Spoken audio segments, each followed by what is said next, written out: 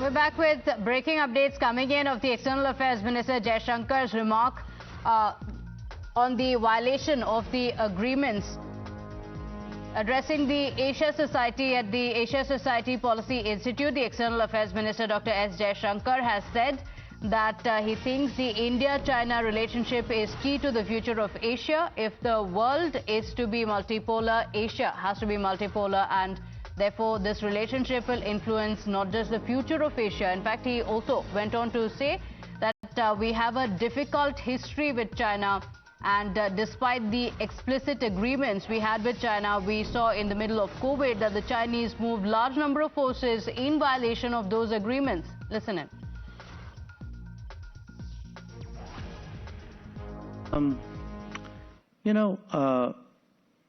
We have a difficult history with China, a history which included a conflict in 1962.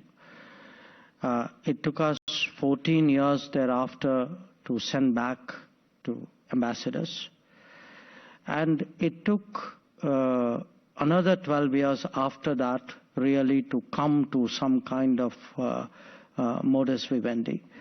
And that happened in 1988. And the basis of that was that we would develop a relationship ensuring that there is peace and tranquility on the border and on the border areas, because the border is not agreed to. The entire border, which is about 3,500 kilometers, is disputed. And so you make sure the border is peaceful so that other parts of the relationship can move. Now, to make sure the border was peaceful, you had a series of agreements in 93, in 96, in 2005, 2006, 2012. So each one of these agreements went into greater and greater detail on how to ensure that the border remained peaceful and stable. Now, the problem was in 2020, despite these very explicit agreements, we saw that the Chinese, we were all in the middle of COVID at that time, if you remember, moved large number of forces in violation of these agreements to the line of actual control. And once troops, and we responded in kind, and once troops were deployed very close up, which is very dangerous, it was likely a mishap would happen, and it did happen. So there was a clash, and a number of troops died on either side. And that has since, in a sense, overshadowed the relationship. So until we are able to restore peace and tranquility on the border and ensure that the agreements which we have signed up to are adhered, it's obviously difficult to carry on with the rest of the relationship.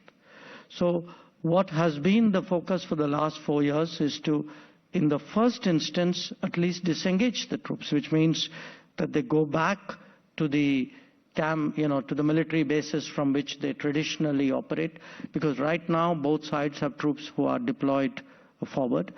And when I said 75% of it has been sorted out, I was asked in a way to quantify it, to give a sense. It's only of the disengagement. So that's one part of the problem. And the main issue right now is the patrolling.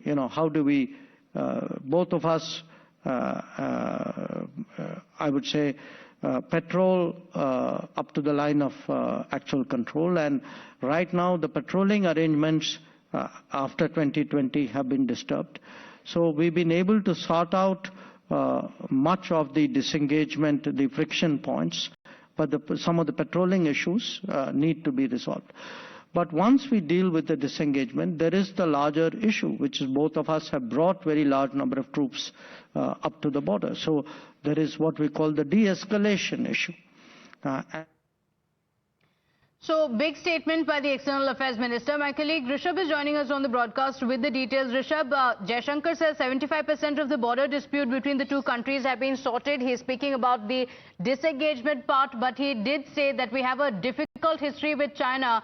And, of course, going on to say that despite the explicit agreements with China, in the middle of COVID, it was the Chinese that moved in large number of forces in violation of these agreements.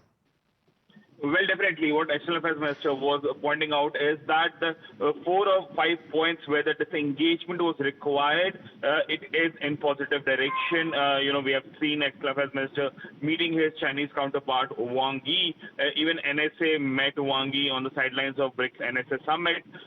But if we talk about disengagement, both the sides do agree that there is positive movement. But again, as External Affairs Minister pointed out, that there have been extensive movement of troops, artillery and armored vehicles on the front line. And, from disengagement, now both the countries would move to de-escalation. And that is something that is very, very important. It took almost 4 years for disengagement. And even now when we are talking disengagement, we are talking, 3/4 of the disengagement, 1/4 of the disengagement still remains intact, and that needs to be done as well. So definitely, while the External Affairs Minister hasn't used the word abnormal for the relationship for India and China, there is definitely a positive movement in both the countries' discussions. Okay, all right. Rishabh, thank you for joining us with those details. Very significant words coming in from the External Affairs Minister. He did mention that the relationship is a difficult one, and he said that the disengagements do continue.